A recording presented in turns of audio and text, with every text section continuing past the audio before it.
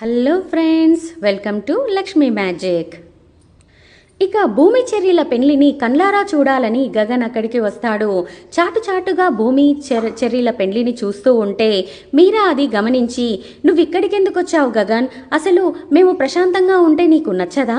ఈ పెళ్లి నాపడానికే వచ్చావా అని కోపంగా అడుగుతుంది.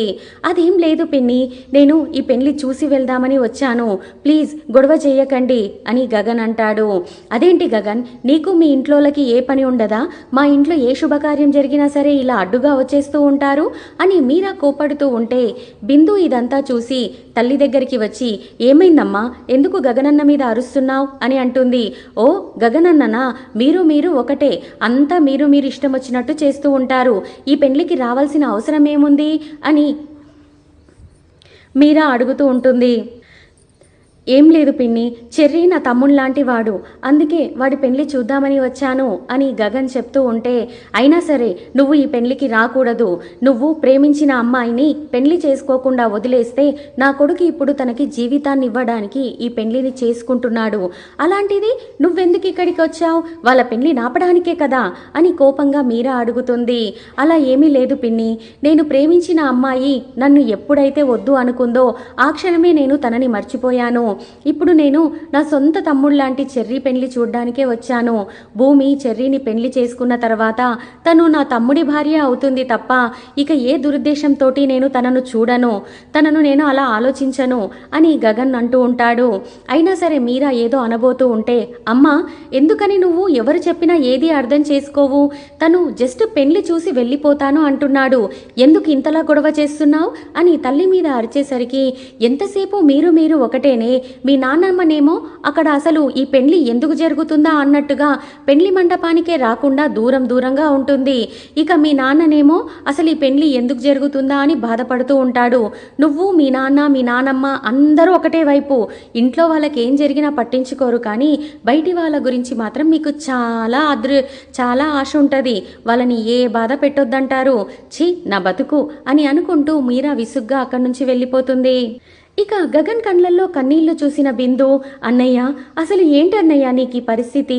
నువ్వు ప్రేమించిన అమ్మాయి పెళ్లిని చూసే కర్మ నీకు పట్టింది, నిన్ను ఇంత దౌర్భాగ్యంగా ఆ భగవంతుడు ఎందుకు పుట్టించాడా అని బాధేస్తుందన్నయ్య అని ఏడుస్తూ ఉంటే, ఇందులో దౌర్భాగ్యం ఏముందమ్మా, నేను ప్రేమించిన అమ్మాయి నన్ను వద్దు అనుకుంది, అలా అని నేను ఊరుకుంటానా? తను ఎంతైనా నేను ప్రేమించిన అమ్మాయి, పైగా నేను తనను చూడ్డానికి ఇక్కడికి ఏమీ రాలేదు, నిజంగా నేను చెర్రీ పెళ్లిని చూడ్డానికే వచ్చాను. చెర్రీని పెళ్లి చేసుకున్న తర్వాత భూమి నాకు తమ్ముడి భార్య అవుతుంది, వాళ్ళని ఆశీర్వదించడానికి మాత్రమే వచ్చాను, ఇంకే దురుద్దేశము లేదు అని గగన్ చెప్తూ ఉంటే, నీ గురించి నాకు తెలియదా అన్నయ్య? నువ్వు ఎప్పుడు కూడా ఎవ్వరికి ఏదో ఒకటి ఇస్తూ ఉంటావు తప్ప వేరే వాళ్ళ దగ్గర నుంచి తీసుకుందాము అన్న ఆలోచన ఉండదు, నీ వస్తువే అయినా కూడా లాక్కుందాము అనే ఆశ కూడా చూపించవు, అలాంటి నిన్ను ఎందుకు భగవంతుడు ఇంతలా పరీక్షిస్తున్నాడో అర్థం కావట్లేదన్నయ్య, ఆ దేవుడి మీద నాకు కోపం వస్తుందన్నయ్య అని బిందు కోపడుతూ ఉంటే, అసలు అలా అనుకోవద్దమ్మా, భగవంతుడు నాకు కొన్నింటిని దూరం చేసినా నా గురించి ఆలోచించే మీలాంటి ఆత్మీయులను దగ్గర చేశాడు, అందుకు నేను ఆ భగవంతుడికి ఎప్పుడూ కృతజ్ఞత చూపిస్తూనే ఉంటాను. అయినా జరిగేది మీ అన్న పెళ్లి మండపంలో నువ్వు లేకపోతే అందరూ బాధపడతారు, ప్లీజ్ నువ్వు వెళ్ళిపో అమ్మా, వెళ్ళిపో అని బిందును పంపించేస్తాడు గగన్. ఇక చెర్రీని భూమిని తీసుకొని వచ్చి పెళ్లి పీటల మీద కూర్చోబెడతారు. శరత్ చంద్ర, అపూర్వ, గోరింటాకు, నక్షత్ర తప్ప మిగిలిన వాళ్ళందరూ కూడా బాధపడుతూనే ఉంటారు. భూమి అయితే ఎక్కెక్కి ఏడుస్తూ ఉంటుంది. అంతలా ఏడుస్తున్న కూతుర్ని చూసి కూడా శరత్ చంద్ర గుండె అస్సలు కదరదు. పంతులు గారు వాళ్ళతో పూజా మంత్రాలు చదివిస్తూ ఉంటారు. ఇక అపూర్వ సంబరపడిపోతూ ఉంటే గోరింటాకు పిన్ని ఉండి, అసలు భూమి పెళ్లి అయిపోతుందమ్మాయి, నువ్వు ఏదో ఒకటి చేసి ఈ పెళ్లి ఆపుతావనుకున్నానే, ఎందుకమ్మాయి ఆపట్లేదు అని డౌట్గా అడుగుతుంది. ఈ పెళ్లి ఆపితే మాత్రం నాకొచ్చే లాభం ఏముంది పిన్ని, అసలు ఈ పెళ్లి జరిగితేనే కదా అస్సలు కథ ఉండేది. ఆ భూమి పులిలాగా నా మీద అప్పుడప్పుడు దూసుకుపోతూ ఉంటుంది, కానీ చెర్రీ పిల్లి లాంటి వాడు, వాణ్ణి నేను పిల్లిలాగే పెంచాను, నా పెంపకం అలాంటిది మరి అందుకే ఎప్పుడైనా భూమి నా మీద సటైర్ లేయడం, నా మీదికి రావడం లాంటిది చేస్తే అప్పుడు ఈ చెర్రీగాడిని అడ్డు పెట్టే దాన్ని కంట్రోల్లోకి తీసుకొని వస్తాను. అందుకే నాకు 2 విధాలుగా లాభం.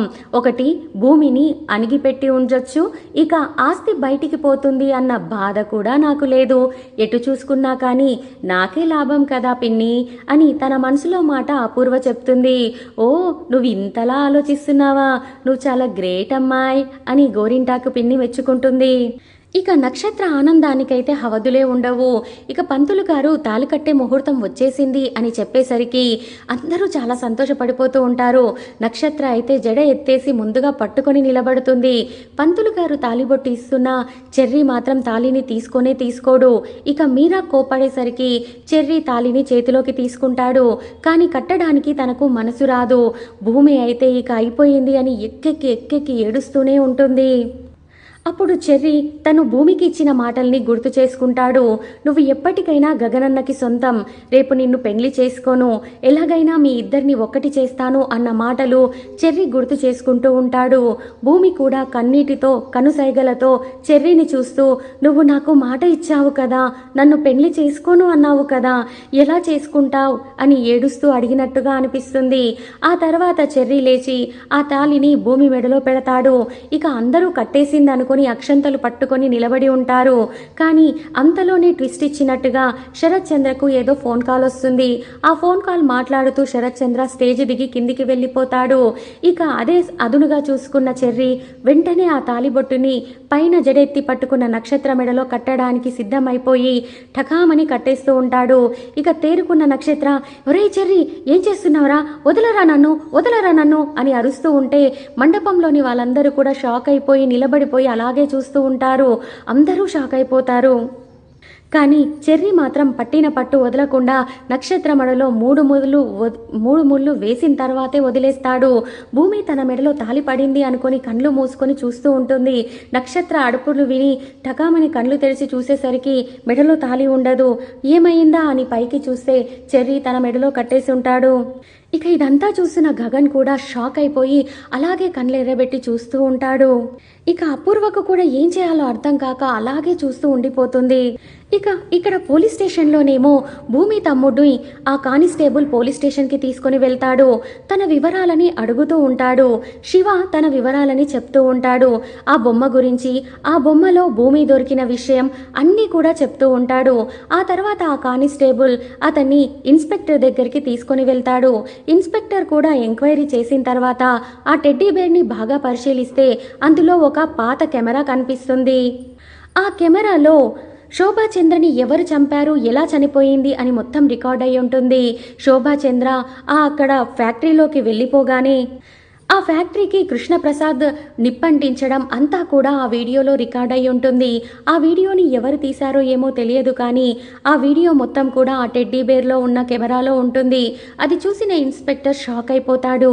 ఏంటి, శోభాచంద్ర గారు ప్రమాదవశాత్తు మరణించలేదా, ఇది ఎవరో చేసిన కుట్ర, ఈ కేపీ కావాలని చంపాడా, ఇదంతా కూడా వెంటనే శరత్ చంద్ర గారికి చెప్పాలి అని ఇన్స్పెక్టర్ శరత్ చంద్రకి కాల్ చేస్తాడు. కానీ శరత్ చంద్ర ఇక్కడ బిజీగా ఉండడంతో కాల్ని లిఫ్ట్ చేయడు. ఇన్స్పెక్టర్ 2-3 సార్లు కాల్ చేసేసి ఆ తర్వాత శరత్ చంద్ర ఎత్తకపోయేసరికి మళ్ళీ చేద్దాం అనుకుంటాడు. మరి శరత్ చంద్ర తర్వాత ఆ కాల్ని లిఫ్ట్ చేస్తాడా? లిఫ్ట్ చేసిన తర్వాత ఈ ఇన్స్పెక్టర్ చెప్పిన మాటలు విని శరత్ చంద్ర కృష్ణప్రసాద్ని తప్పుగా అర్థం చేసుకుంటాడా? అపూర్వ సేవ్ అవుతుందా లేక ఇరుక్కుపోతుందా?